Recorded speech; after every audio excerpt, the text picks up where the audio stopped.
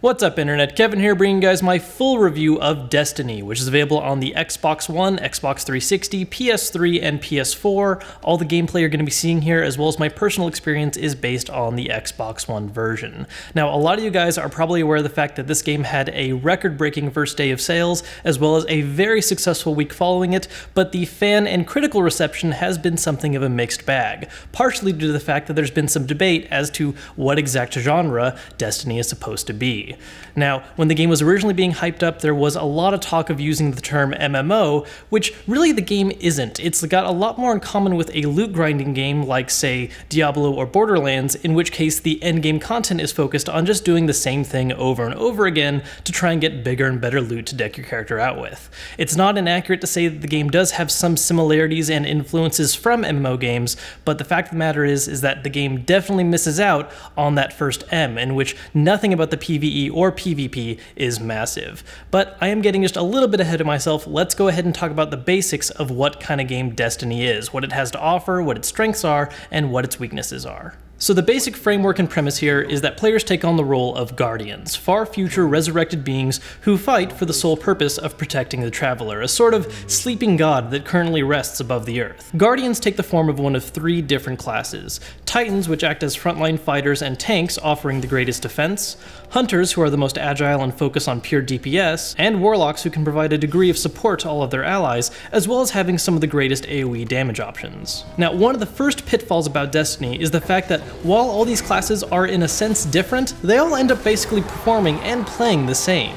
All classes are capable of wielding the same weapons, choosing from 4 different primary weapons, 3 different secondaries, and 2 different heavy weapons. And what defines each class are what abilities their particular subclasses have to offer. Specifically, what kind of grenades you can use, most of which are just different forms of AoE damage, some sort of double jump ability, a special melee attack, and the singular most defining feature, a super move that can only be used on occasion to deal out either massive damage to enemies or aid teammates in some form. So once you've made your character and jump into the game, Destiny has basically 3 different types of game modes to offer. You've got its story missions, which are basically just one gigantic drawn-out tutorial, its strike missions and raids, which are the main form of cooperative gameplay, and the Crucible, which offers a lot of different very traditional forms of competitive multiplayer FPS. To begin with, let's talk about the story mode, which is the main way you initially level up your character and unlock all the other game's modes. The whole thing takes roughly 10 to 12 hours to complete, and while it can be done in strike teams of up to 3 players,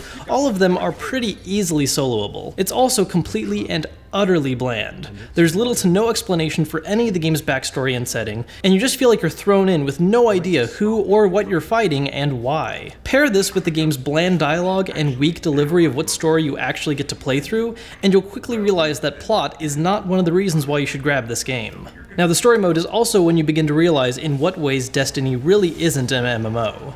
While exploring planets, you'll be able to run into and meet other players, and maybe even join up on the spot to tackle missions together. But unless you actually take the time to set up a chat party, there's no in-game communication outside of player emotes, including dancing, waving, pointing, and sitting. There's also never really that many players on one map at the same time, so even though you can see and run into other players all the time, the whole experience is still very much secluded feeling.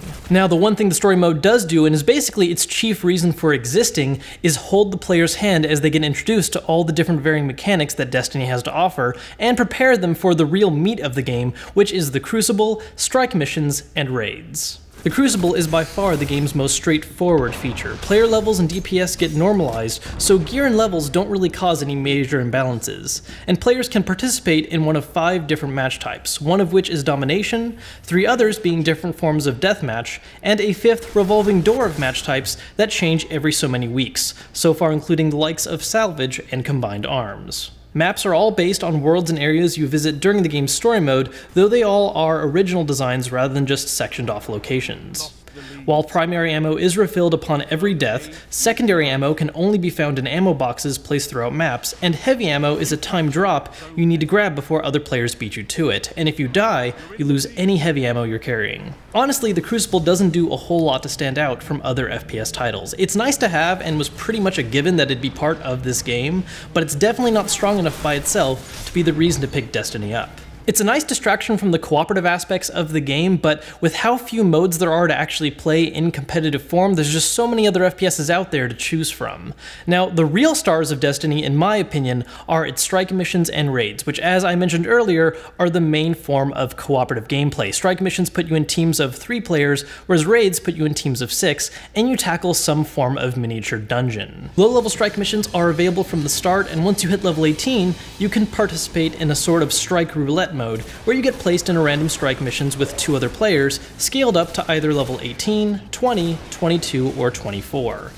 Strikes take around half an hour to complete on average depending on what level you're tackling, with a lot of that time focused on just fighting the area's final boss and accompanying waves of enemies, which is pretty fun for the first time around, but once you've done a dungeon once, successive playthroughs begin to get a lot more tedious. And this is really where Destiny's downfall comes, in my opinion. The fact that the endgame content really just turns into one gigantic grind fest to try and get more and more better gear and level up what gear you have. See, once you hit level 20, your character no longer increases in power from just simply gaining experience. Instead, the only way to grow in power is to equip armor that has a light value, and acquiring so much light pushes you to a new effective character level.